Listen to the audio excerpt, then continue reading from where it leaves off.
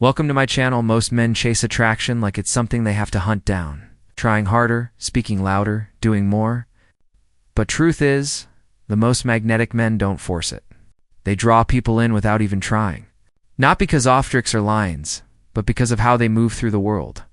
It's in their calm under pressure, their quiet confidence, their sense of purpose, and the way they carry themselves when no one's watching. In this video, we're going to explore the psychology of a man who attracts without effort. Not just the surface habits, but the mindset behind them, with a little help from timeless Stoic wisdom. Let's get started. The calm that pulls people in. Number 1, the calm that pulls people in. The calm that pulls people in isn't something you put on like a mask. It's something you build within yourself until it becomes second nature. When life gets loud, when situations spiral, that inner calm becomes your anchor, and others can feel it without you saying a word. Picture a moment in a meeting where voices are rising, tension is thick, and emotions are on the edge of boiling over. Most people get caught in the current, speaking faster, louder, trying to overpower the noise. But then there's one man who doesn't follow the chaos. He stays steady, voice low, breathing, even eyes steady and unshaken. His presence alone changes the energy in the room, as if he's a center point that everyone unconsciously starts to orbit around. There's a simple psychological truth behind this. People are naturally drawn to stability. In moments of uncertainty, our instincts seek out what feels safe and grounded. A man who remains calm under pressure signals two powerful things: competence and safety. Without even trying, he becomes the person others look to for reassurance, guidance, and a sense of control. His composure says, "We're going to be okay." Even before he says a single word, the Stoics understood this deeply. They knew you can't command the storm, but you can command the helm. Marcus Aurelius described the ideal mind as a rock that stands firm against the crashing waves. That doesn't mean you ignore the wind or pretend the water is still. It means you remain steady while it rages, knowing that you can always control your own steering. And this steadiness isn't built in dramatic moments. It's built in the small ones. When your phone lights up with a message that frustrates you, you take a breath before responding. When someone tries to push your buttons, you pause and ask, "What's actually within my control right now?" Over time, these small pause strain your mind to hold its ground. That tiny space between what happens and how you respond is where true magnetism lives. When you stop letting the outside world dictate your state, people can sense it. They trust you. They feel safe around you, and they naturally gravitate toward you. You don't have to chase their attention. Your stillness calls them in. Number 2, the power of not needing. The power of not needing neediness pushes people away because it broadcasts one thing loud and clear. Your sense of worth is dependent on someone else's approval, and deep down everyone can feel it. It's in the way you check your phone every few minutes, in the way your tone changes when you're ranked, getting the response you hoped for, in the way you measure your day by how much attention you received. But when you flip that script, when you build a life that's full and satisfying on its own, everything changes. Imagine a man who pours himself into his fitness, not to impress, but to feel strong and capable. A man who spends his days working on his craft, chasing mastery because the pursuit itself excites him. A man who invests in deep bonds with his friends, building a brotherhood that sharpens and supports him. When he meets a man new, that connection is never about filling a hole in his life. It's about sharing the overflow of a life already rich. That's the difference between wanting and needing. One is magnetic, the other is suffocating. Psychologically, we're wired to sense the emotional state of others. When someone carries themselves as if their happiness hangs on your response, it triggers pressure and discomfort. But when someone radiates the message, "I'm already whole and you're welcome to join me here," it feels inviting. People are redrawn to that kind of energy because it promises freedom, not obligation. The Stoics called this state apithia, not numbness, but the freedom from being ruled by cravings. It's the ability to enjoy what life offers without being enslaved by the fear of losing it. Marcus Aurelius lived in palaces, commanded armies, and had the ear of an empire. But he wrote constantly about keeping his desires in check so they never owned him. That's where true strength lies. Not in having everything, but in not needing anything to stand complete. You can start building this power in small, deliberate ways. Choose your own attachment in your life. Maybe it's the habit of checking notifications, needing constant validation, or relying on sugar for quick comfort, and cut it in half for a week. You'll notice something interesting. As those hooks loosen, you'll feel lighter inside, but somehow heavier in presence. People start treating you differently even if they can't explain why. That's the paradox. The less you need, the more you attract. Because when your energy says, "I'm already enough," the world can't help but lean closer.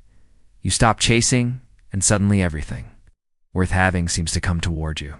Before we move on, I'd love to hear your thoughts. Have you ever noticed that letting go of neediness made people calmer closer? Share it in the comments or just type, "I'm already enough," if this resonates. Hit the like button so more people can hear this message. Now, let's see what happens when you take this mindset even further. Number 3, the silent confidence. The silent confidence, you don't have to fill every gap with words. In fact, some of the most magnetic moments happen in the space between them. When you allow pauses to breathe, when you let your facial expressions, your posture, your presence do the talking, people lean in. It's a quiet kind of power, one that doesn't beg to be noticed, but somehow is. In a world where everyone is rushing to speak, the man who waits, listens, who chooses his words carefully, stands out like a lighthouse against a storm. Picture two men in conversation. One is constantly filling the silence, stringing together filler words and over-explaining his point. The other listens fully, nods slightly, and when speaks, his words are precise and concrete. He doesn't waste breath on proving himself. He simply delivers what needs to be said. Without even realizing it, the people around him start valuing his words more. They wait for his input because they know when it comes, it will mean something. This works because scarcity increases perceived value. The some way a rare gem feels precious. Words that are used sparingly and intentionally carry more weight. Psychologically, trust and respect those who aren't trying to constantly win us over. Their restraint tells you stay secure enough to let the world come to them. The Stoics understood this centuries ago. They prized economy of language not because they couldn't say more, because they believed words should serve truth, not ego. Seneca wrote that speech should be compact and powerful, stripped of the unnecessary. It's a discipline that sharpens the mind as much as the tongue. You can practice this in small, everyday moments. The next time you're tempted to over-explain, pause and condense your thought into a single clear sentence. Swap. I'm just saying, like, I feel with here's what I'm choosing. Notice how that shift changes the way you carry yourself. It's not just about sounding confident. It's about feeling it. Each time you resist the urge to fill silence with noise, you're unforced the idea that your presence doesn't need constant validation. Over time, people begin to feel that. They sense that you're a man who speaks because he has something to say, not because he can't stand the quiet. That's when your words start landing with more weight. Your presence starts commanding more respect, and your confidence, silent though it may be, becomes impossible to ignore. Number 4, the purpose beyond impression Jimpris. A man on a mission is magnetic because direction has its own kind of gravity. When you know exactly where you're going, you move differently. Your time isn't wasted on chasing random attention or proving your worth to strangers. It's anchored in something bigger. People can feel it, even if they can't put it into words. Purpose has a way of cutting through noise. While most are drifting from one distraction to the next, you've got a path, and every decision you make lines up with it. Think of the difference between two men walking down street. One is glancing around, waiting for someone to notice him, unsure of where he's headed. The other has a steady pace, eyes forward, completely absorbed in the thought of the work he's going to do when he arrives. The second man isn't trying to be noticed, but he is, and it's because there's a current of momentum running through him. That's the psychology at play. People are drawn to those who seem to be moving towards something meaningful. It signals drive, discipline, and depth. Your purpose have to be world famous or revolutionary. It just has to be real. It might be mastering a skill, building a business, creating art, or serving a cause you believe in. What matters is that it's yours, and that it sits above the shallow need to impress.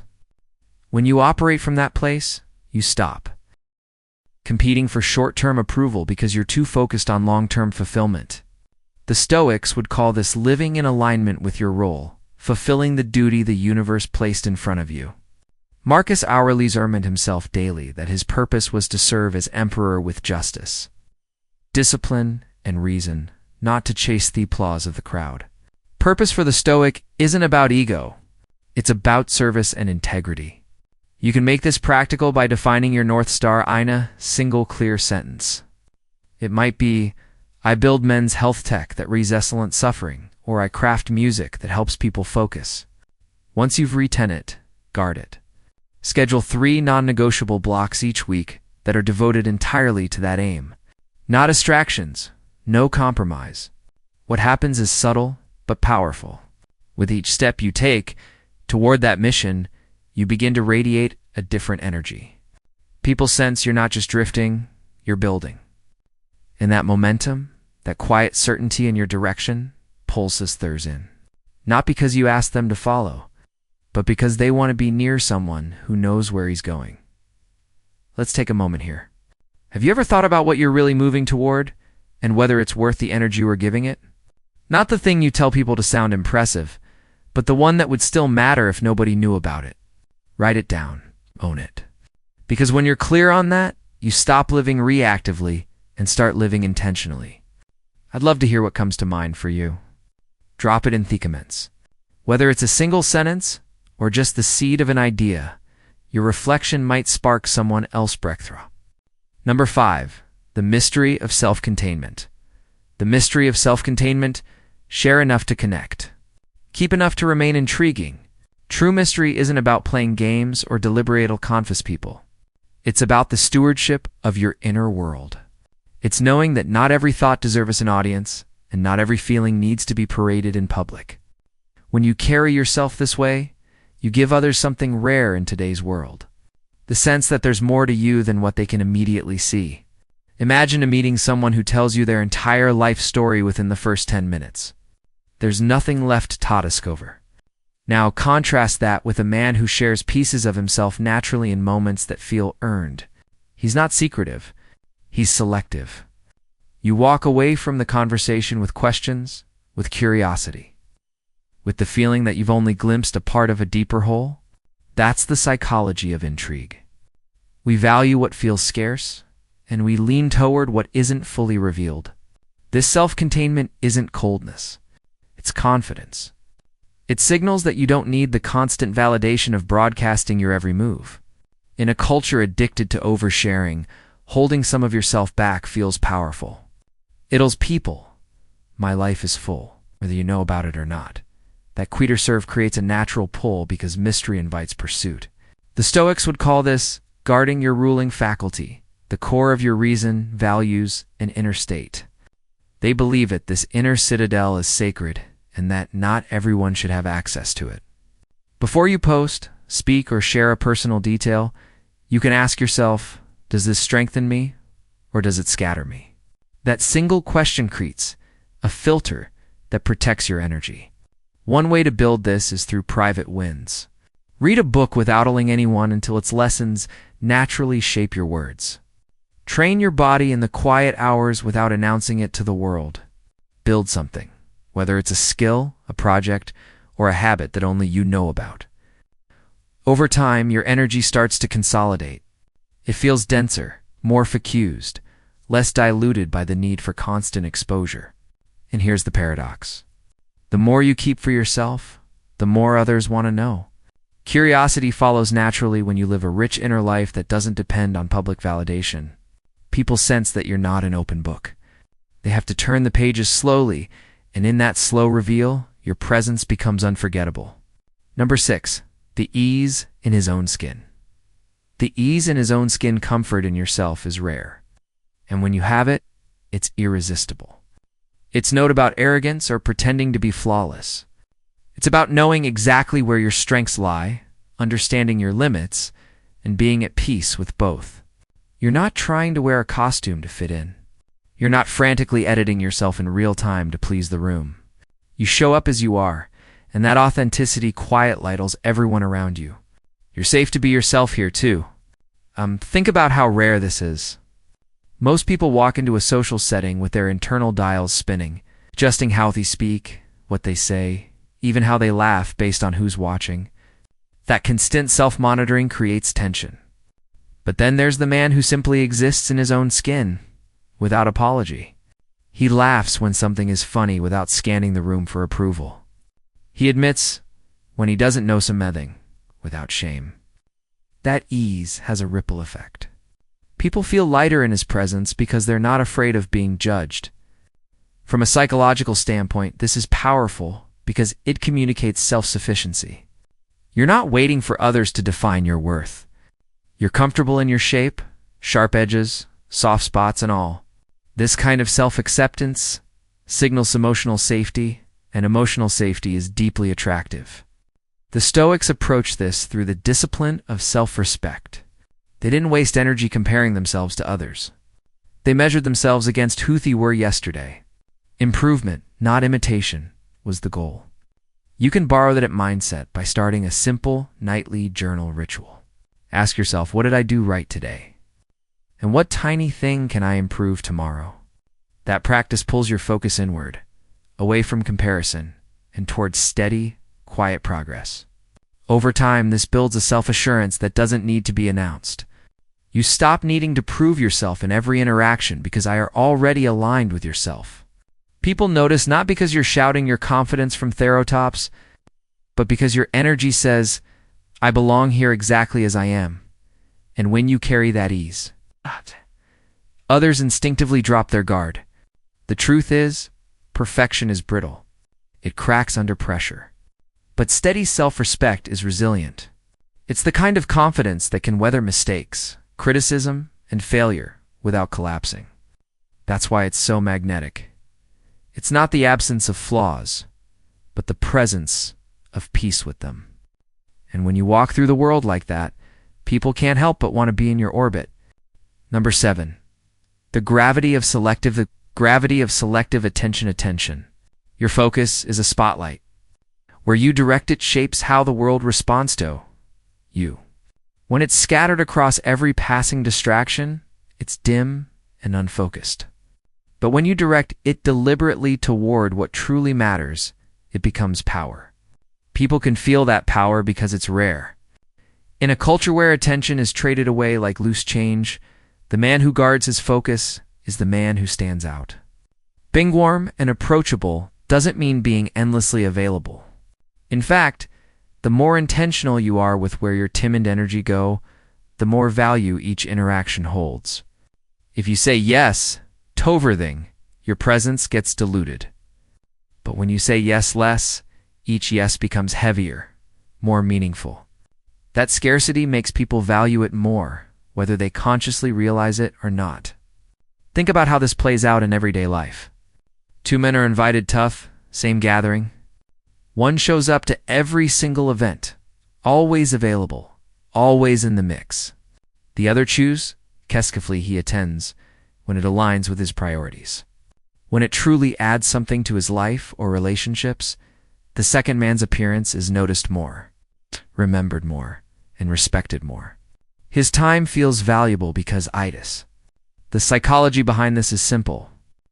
Humans are drawn to what is both valuable and rare.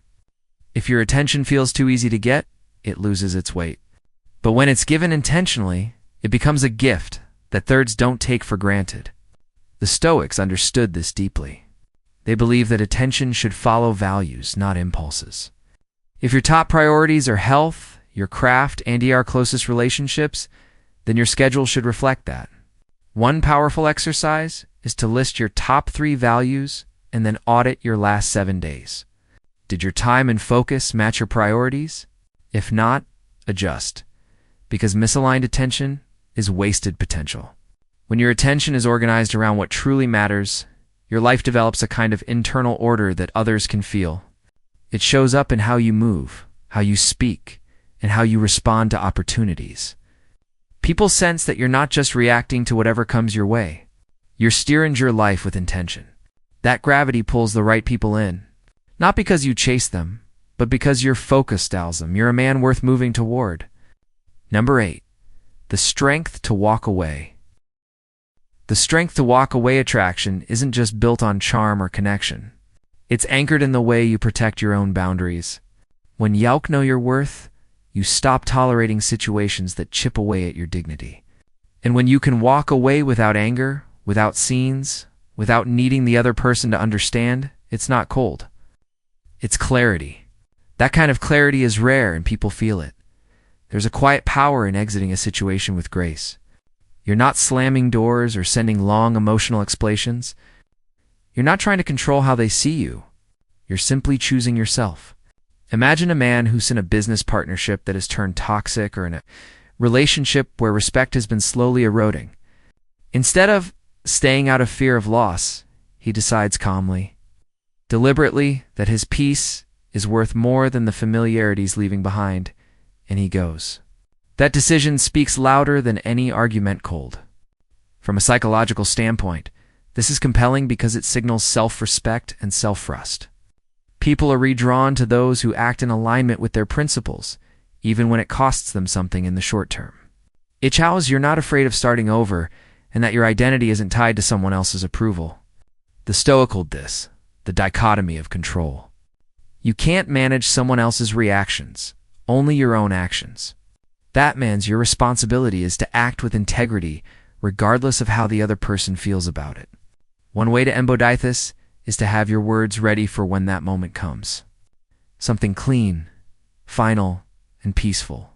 It could be as simple as, I appreciate the time, Bouthius, no longer fits how I'm living. Wishing you well? That's it. No bargaining, no emotional spirals, just truth delivered with respect. What comes afterward is subtle but profound. Your self-trust spikes. You'll start to see yourself as someone who will stand up for your own dignity every time, no matter how tempting it is to stay in what's comfortable. And once you've proven to yourself that you can walk away, you stop fearing loss the way you used to. Here's the paradox. The very act of being willing to leave often makes you more attractive. Not because you're playing hard to get, but because people sense you're not trapped. You're either by choice, not necessity. And when you live like that, clear, calm, an unafraid connection stops being occasioned, becomes something freely chosen on both sides. Number 9, the joy that doesn't depend. There's a special kind of presence that lingers in people's minds long after you've left the room. It's not about dazzling them with constant entertainment or performing like the life of the party. It's about carrying a lightness, an ease with life that makes theirs feel lighter just by being near you. This joy isn't loud or showy. It's found in quiet moments. The satisfaction after a good workout, the warmth of a sunrise over coffee, the flow of a well-written book, or laughter shared over a simple meal with friends. When your happiness isn't rented out to theme moods and approval of others, you stop being a weight people feel responsible for. Instead, you become someone they can relax around because they know you're steady, whether the moment is high or low. That's where real magnetism begins. When people sense that your energy doesn't spike and crash depending on who's in the room, this is powerful. It communicates emotional independence. If your joy is self-generated, you're free. You're not waiting for someone else to make your day good. That freedom is rare, and rare things are naturally attractive. Think about the difference between a man who only smiles when the group is upbeat and a man who can't quietly enjoy himself, even when the mood around him dips. The second man becomes a kind of emotional anchor, the one others gravitate toward when they want to feel grounded. The Stoics treated this as a discipline, not a mood. Gratitude was their daily training ground for joy. They knew that the mind will drift toward what's missing unless you train it to notice what's already good. A simple way to cultivate this to end each day with 3 ordinary things you appreciated, not grand events, ordinary ones. The steady rhythm off your breath after a run, the taste of your favorite tea, a conversation that made you think. When you can find joy in these, you stop being dependent on big wins or perfect days to feel alive. Here's the paradox. When you no longer rely on others to fuel your happiness, they're drawn to you even more. You become someone who adds to their lives without taking from them. Your joy becomes an invitation, not a demand.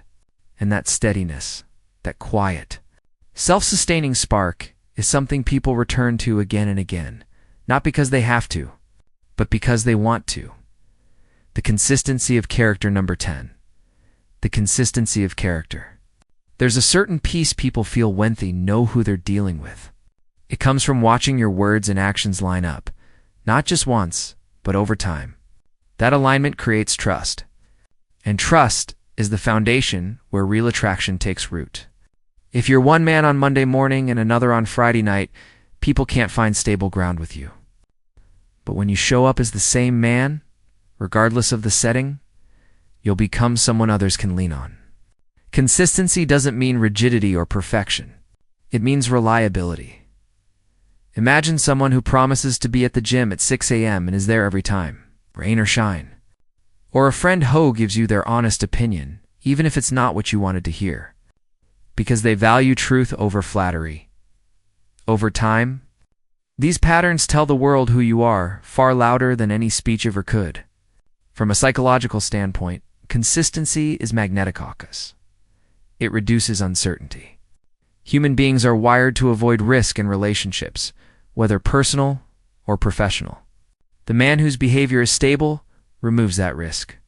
People don't have to wonder which version of you they'll get today. That makes them more willing to invest in you, whether in business, friendship, or love. The Stoics would frame this as living by principles instead of impulses. They understood that, in moments of stress or temptation, your instincts can betray you, but your principles can keep you steady. One way to put this into practice is to choose 2 non-negotiables, things you will do or uphold no matter the mood, the weather, or the circumstances. Maybe it's showing up on time, telling the truth even when it costs you, or training your body whether or not you feel like it. Then track those non-negotiables for 30 days. You'll start to see how character compounds. Each small act of follow-through builds a deeper reservoir of self-respect. And as that self-respect grows, so does the respect others give you. It's a quiet cycle, but a powerful one. The more dependable you are, the more people want to be around you, and the more opportunities naturally find you. In the end, consistency of character isn't just about being attractive. It's about becoming the kind-of man who makes every room, every relationship, and every endeavor stronger just by showing up the same way every time. Number 11. The absence that speaks volumes. The absence that speaks volumes? Here's the paradox. Sometimes it's not your constant presence that leaves the deepest mark, but your absence. When you stop over-delivering access to yourself, people start to notice your shape more clearly. Space. Cretus perspective. Think about art. The negative space around the subject is what gives it form. In the same way, a life lived with a natural rhythm. Work, rest, social connection, and solitude gives others room to truly see you. This isn't about playing games or manufacturing scarcity. It's about honoring your own need for space. When you're always available, your presence can start to blur into the background, but when you step away at the right moments, your return feels fresh, like the first breath of air after being indoors too long. People appreciate you more because they've had a chance to miss you. This works because humans respond to contrast. Without contrast, everything feels flat. By having moments of absence time, when you're simply living your life without broadcasting it, you allow your interactions to carry more weight. People remember the texture of your presence, not because you push yourself into their awareness, but because your reappearance feels like a shift in the room. The Stoics would call this strategic withdrawal. It's not retreat out of fear, but a deliberate act to protect your inner state.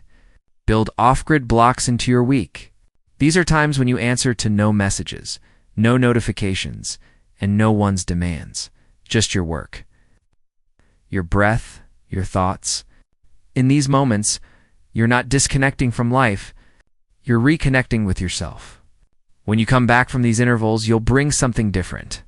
Your energy isn't depleted from constant engagement. it's renewed. That renewal is palpable. People might not be able to name it, but they feel it. It's the subtle difference between someone running on fumes and someone who's been refueled at the source, and that's the echo you leave behind. Not noise, not constant chatter, but a presence with depth, shaped by moments when you were away building yourself quietly. In a world where Virion is always on, the man who knows when to step back becomes a rare and magnetic force, the kind of presence people look forward to seeing again. Inconcosio in the end, the men who attract without effort aren't chasing anyone. They're simply living in a way that makes others want to come closer. They've built themselves from the inside out, so their worth isn't hanging on someone else's approval. Everything we've explored today, from calm presence to purposeful absence, from silent confidence to unshakable consistency, works together to create a kind of gravity. It's not loud, but it's undeniable. When you live by these principles, you stop trying to convince anyone of your value, because it's already written in how you carry yourself. Your presence becomes the proof. People may not even know why they're drawn to you. They just feel it. And the beauty of this approach is that it lasts. Trends fade. Appearance change, but character, purpose, and inner steadiness only grow stronger with time. So take what we've talked about and start applying it in small, daily ways. Build the man first, and let magnetism follow. If this resonated with you, give it a like. Share your thoughts in the comments, and check out the other videos.